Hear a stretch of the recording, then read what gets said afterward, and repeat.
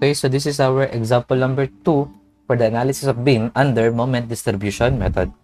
Determine the internal moment at each support of the beam shown in the figure. The moment of inertia of each span is indicated. Okay? So this is 2,000 Newton, 1,500 Newton per meter. Then nakagiven naman lahat ng moment of inertia natin for AB, BC, and CD. Okay, so yung B natin is rocker support, and C rocker support, and yung ating D is fixed support. Okay? Then we have dimension 2 meters, 4 meters, and 3 meters. So isolve natin yung kani-kanilang mga member stiffness method. So para muna sa member BC. Okay?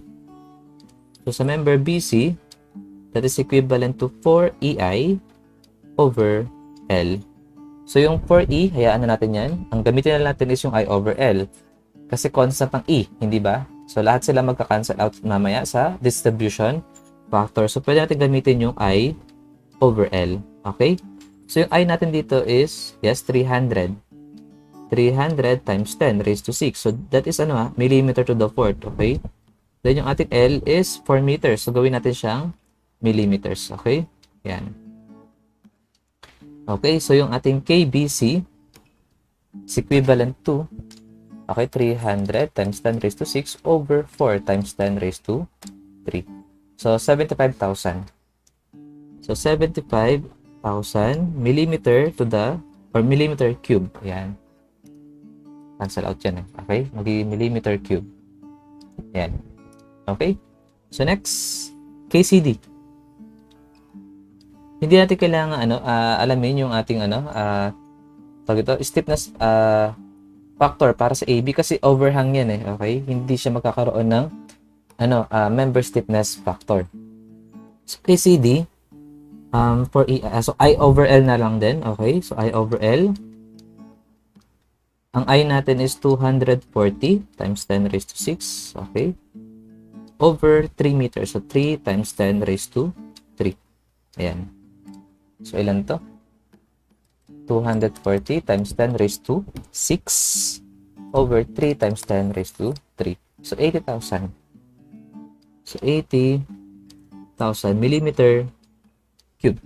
Yan. Okay?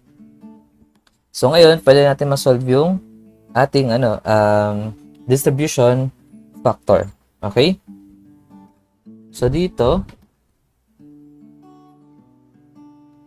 since ang ang distribution factor natin para sa DF, BA, kasi wala naman tayong i-distribute dyan Okay, so ibig sabihin 0. Okay, 0 yung ating distribution factor dito sa BA. Okay, kasi kapag nag-moment yung 2,000 Newton dyan, buo yun Okay, buo yun na moment. Yun, ang sasalunan is yung mismong BA. So wala tayong kailangang i-distribute dyan. So 0 yung ating distribution factor. Ibig sabihin, kapag may moment tayo dito sa sa joint B, okay? At yung ating distribution factor para sa BA is 0 at yung ating BC is also connected sa joint B, ibig sabihin, yung ating distribution factor for BC is equivalent to what? 1, okay? Minus DF BA.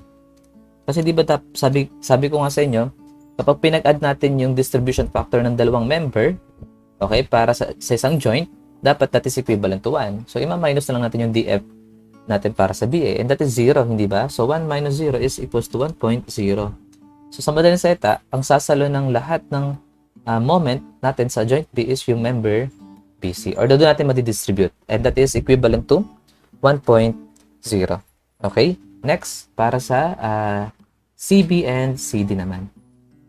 So, DF, CB, is equivalent to KCB, okay, para sa member BC, over yung member stiffness factor para sa dalawang member na BC and CD.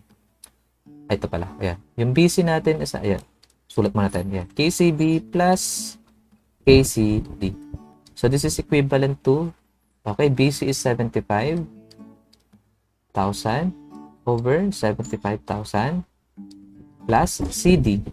Ang CD natin is 80,000. Oops, yan. Okay, so ilan to? 75 over 75 plus 80,000. Okay. So this is 0.484. 0.484. Okay. The next DF, okay, CD. Okay, this is equivalent to KCD over KCB plus KCD. So, papatalan natin yung numerator. Okay? Papatalan natin to. Gawin natin siyang 80,000. So, 0.516. Which is tama. Kasi, 1 minus 0.484. So, that is equivalent to 0.516. So, tama lang. Okay? So, next, yung mga FEM natin. Okay? So, meron tayong FEM para sa BC. So, this is fix. Okay? So, kung fix yan, alam naman natin na so, at BC, equivalent yan. Okay? Kasi, tawag dito, symmetrical yung ating loadings. Newton per meter, no? Pwede naman natin siya i-convert into, into kilonewton. Okay? So, kung 1.5 divided by 1,000, no? Para maging kilonewton. So, 1.5. So, gawin na lang natin siyang kilonewton per meter. So, 1.5 kilonewton per meter. Ayan. Then, this is 2 kilonewton. Okay? So, ang FEM natin dito ngayon is equivalent to what? FEM BC is equals to FEM CB. It's equivalent to WS squared over 12. So, ilan to? 1.5 multiplied by L. Ang L natin is 4 over 12. So, 2. So, 2 kilonewton meter. Ayan. Then, yun na. Okay na. So, yung FEM natin dito sa B is, counterclockwise. And sa C naman is clockwise. Wala naman tayong FEM sa CB. Okay? Pero, meron tayong dito meron tayong moment para sa BA naman. Okay? So, at AB, ayan. At AB, yung ating moment, BA, is equivalent to 2 kilonewton multiplied by 2 meters. And that is, counterclockwise, hindi ba? So, ibig sabihin, ang sasaluhin nun is counterclockwise. Kaya yung ating moment BA is, clockwise. Okay? So, this is equivalent to 4 kilonewton meter. So, clockwise yan. Okay? Para i-resist niya yung counterclockwise na rotation ng 2 kilonewton papunta kay AB. So, clockwise yung ating MBA. Okay? Ayan. So, ngayon, ang i-consider lang natin dito is, sulit natin. So, joint. Ang i-consider lang natin dyan is yung joint B, C, and D. Ayan. Kasi, nakalimutan pa pala natin, no? Yung ating palang, yung ating DF, DC, pala. Ang ating distribution factor sa DC is 0 kasi, wall to, hindi ba? Or fix, okay? Yan siya. Okay, then, yung ating member. So, this is, member BA and member BC. And this is member CD and member CD. And this is member DC. Then, next, yung ating mga distribution factor. Okay, so, sa BA, okay, so, ang BA natin is 0. Ang BC naman natin is 1.0. Ang CB natin is what? CB is 0.484. 0.484. Then this is 0.516. Ang DC natin is 0. Ayan. Then FEM. Ang FEM natin sa BA, okay. Okay, so meron tayo dito moment sa BA, hindi ba ito? Yung 4 kilonewton per meter, 4 kilonewton meter, that is clockwise. So, 4.0. Ayan. Then, ito naman sa BC. Okay. BC is 2 kilonewton meter. So, that is counterclockwise. So, negative 2.0. Then, this is positive 2.0. Ayan. Then, sa CD naman, 0, 0. Okay. Ayan. So, 0, 0 yung ating FEM. So, next. i-balance na natin, okay? I-distribute natin at the same time, i-balance natin. So, sa B. So, ang B natin, meron tayong clockwise and counterclockwise. So, positive 2. So, since positive 2 to, ibabalance natin. Gagawin natin siyang negative 2. So, times A. Okay, then calc. Okay, so this is 0, no? So, 0 din dito. Okay, then this is 1.0. So, siya makakakuha ng buo. So, ano? Okay, 1.0. So, balance, negative 2. Okay, negative 2. Okay? Then, ito. So, 2.0 plus 0. So, ibig sabihin, ano, tawag dito, 2.0. So, ano, i-balance natin, magiging negative. Okay? So, negative 2 times alpha A. That calc, 0.484. Okay, so negative 0.968. Negative 0.968.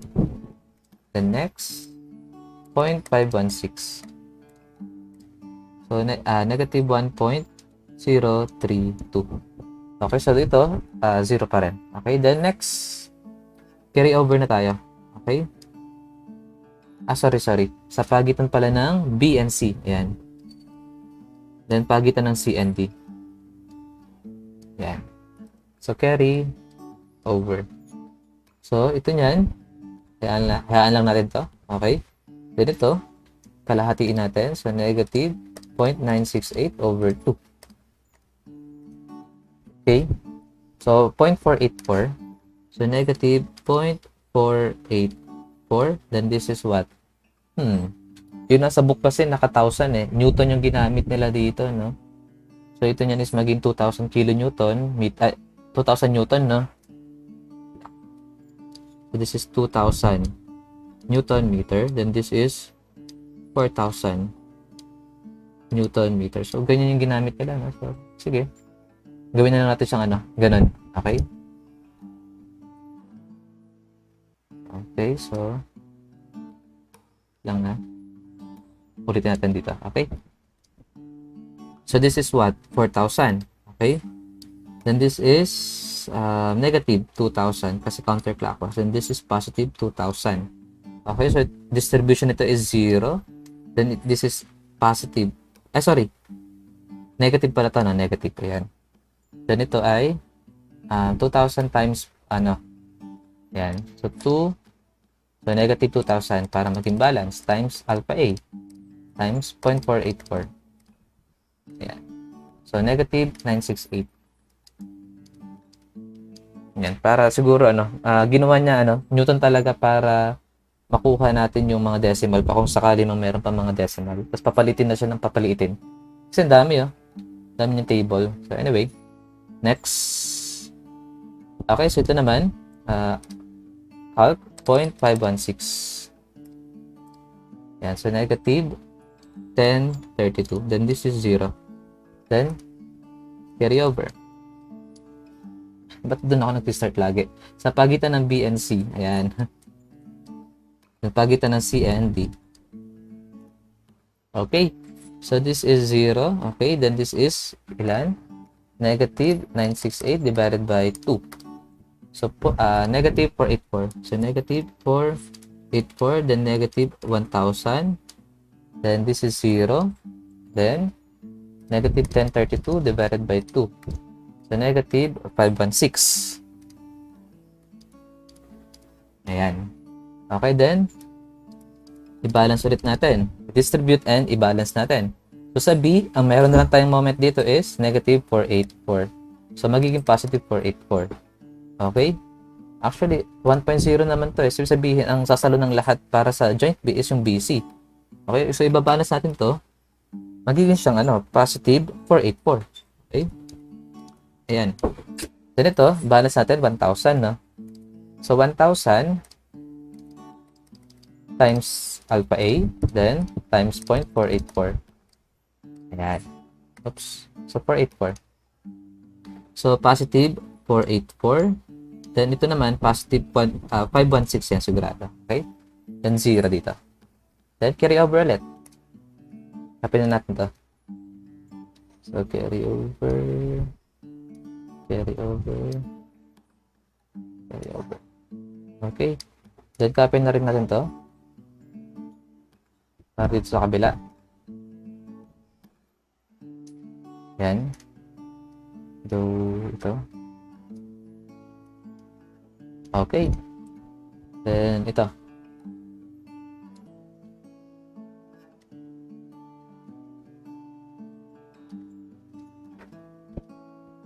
Oops.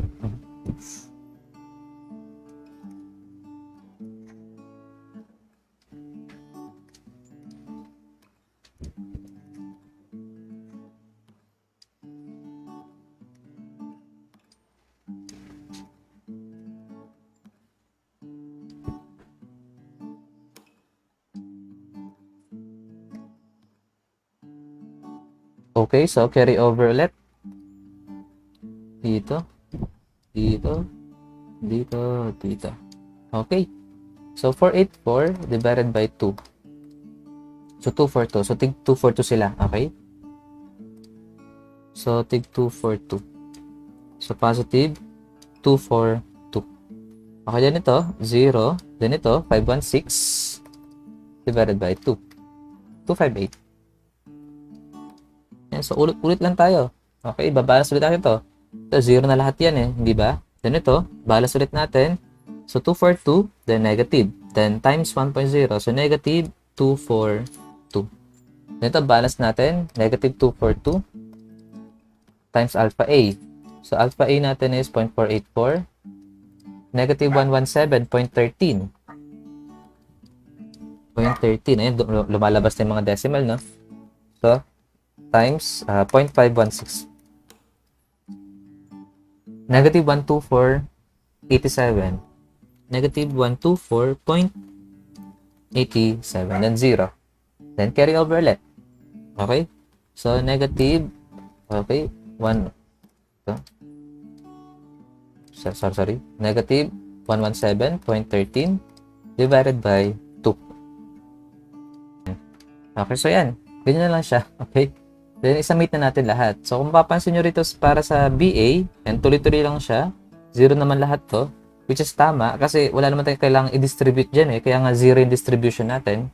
Ang masasalo niya ng moment is yung moment na mag-create nung ano natin.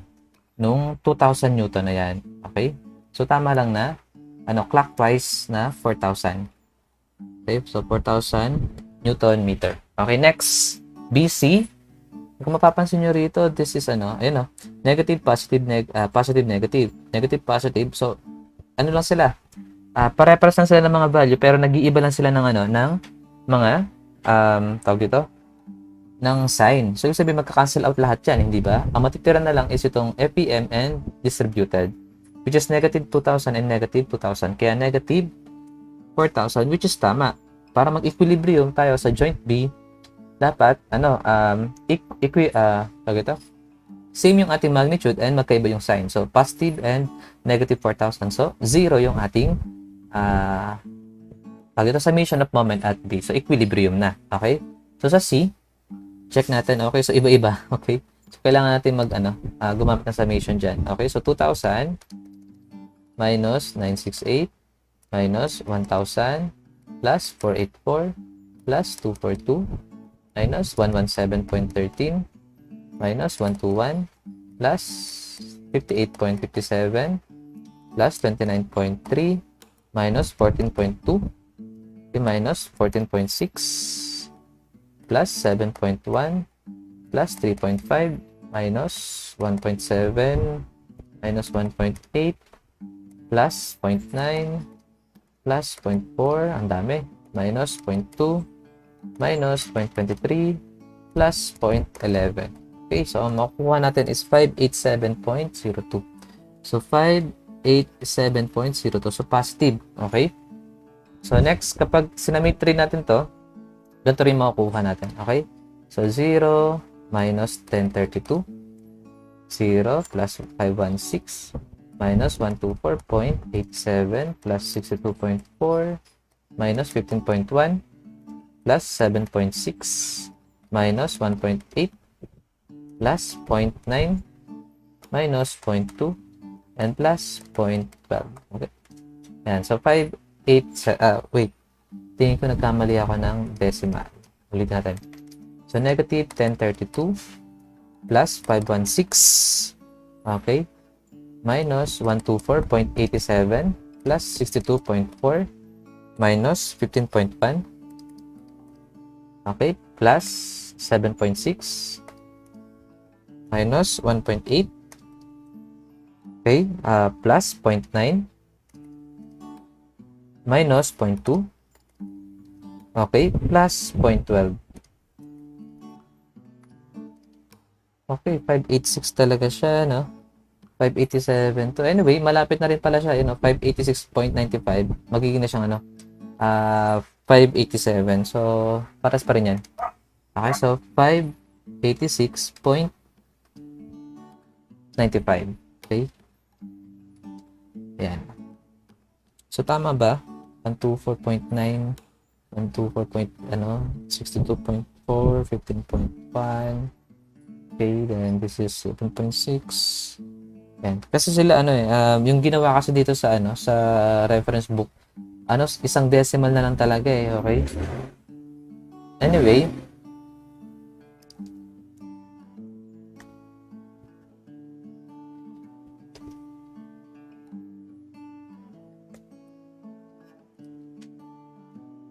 okay, so dito kasi sa reference book, isang decimal lang ang ginamit nila.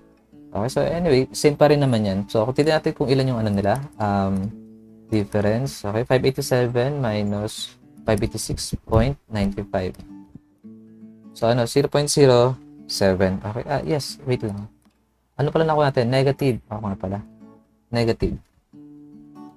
So, negative 586.95. Okay, so dito naman sa DC, negative 516 plus 258 minus 62.44 plus 31.2 minus 7.6 plus 3.8 minus 0.9 plus 0.45 minus 0.1. 293.59. So, negative 293.59. Okay, so subukan naman natin i-drawing yung elastic curve niya.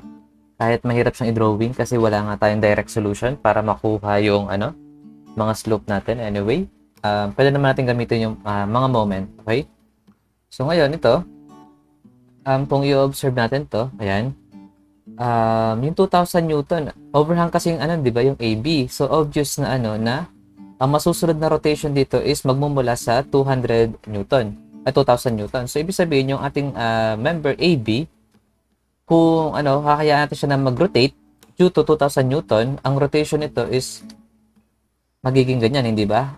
Tawag ito, counter-clockwise. So, kung ang moment na to, ang susundin natin, ibig sabihin yung ating theta or slope at B is equivalent to negative. Okay, kasi counter-clockwise. Ay, yes, di pa pala natin na ilagay yung mga yung mga moment, no? Yung BA natin is clockwise, okay? Yan yung MBA natin. So, ito yung sagot ng ating member BA para ma-resist yung 2,000 Newton. Okay? Then ito is negative. So, counterclockwise. So, MBC. Then yung ating CB is clockwise. Yan. Clockwise, MBC. MCB pala. MCB. Then, MCD is counterclockwise. Yan. So, MCD. And yung ating and DC is negative. So, that is counterclockwise sa DC. Ayan. So, yun nga, sabi ko nga kanina, ang masusunod dito na rotation is yung sa 2,000 Newton.